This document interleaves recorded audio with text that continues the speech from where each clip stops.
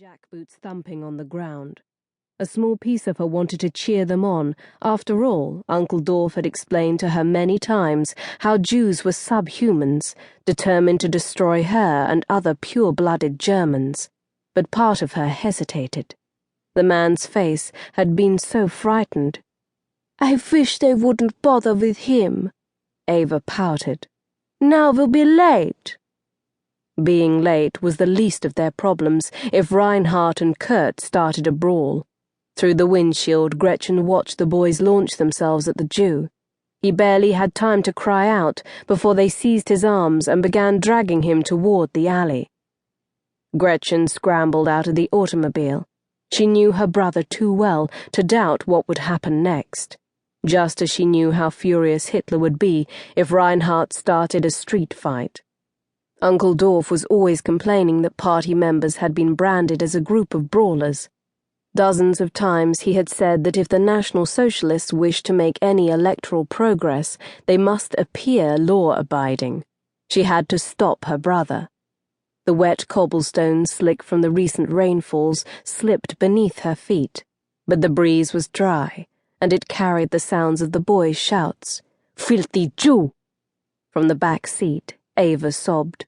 "Don't leave me alone." "I need to stop them." Gretchen slammed the car door shut. Dusk had fallen early, painting the jumble of brick and stone buildings along the avenue with stripes of blue and black. Electric street lamps broke apart the descending darkness, throwing small white circles on the Münchners walking along the sidewalk.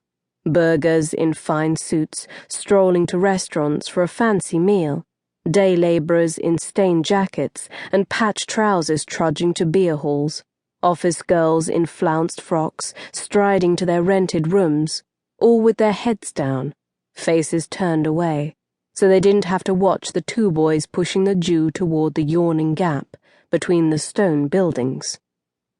Exhaustion slumped their shoulders, and hunger hollowed their cheeks. Rampant unemployment and inflation and starvation had weakened them. That's what Uncle Dolf would say. Germans had become so wrapped up in their lives, in trying to survive by any means they could, that they didn't see the danger creeping closer.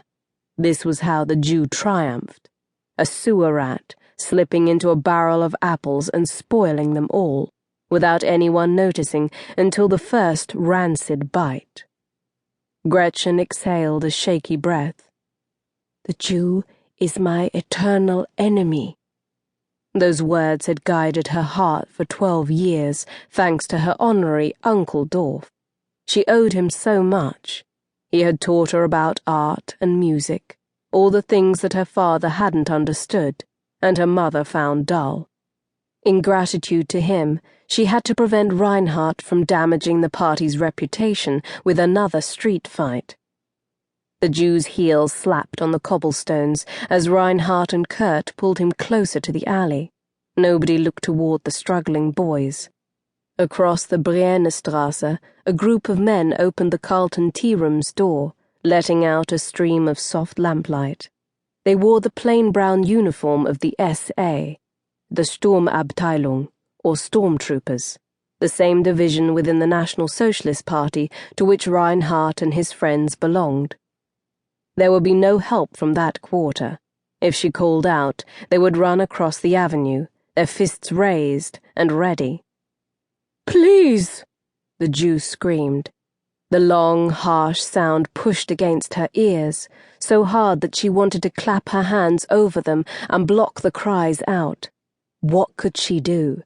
SA men across the street, and inside the cafe, Uncle Dolf probably sat with his chauffeur, eating strawberry tarts and waiting for her and the others with growing impatience because he wanted to leave for a musical at Kammerspiele. She couldn't go to him, not when asking for his assistance would expose Reinhardt's part in a street beating, and Mama wanted the Müller family to remain above reproach. She had to stop the boys. Her feet smacked into the pavement as she ran into the alley. It was lined with stone, and so dark she had to blink several times for her eyes to adjust. Rubbish bins leaned against a wall, and they were probably stuffed with kitchen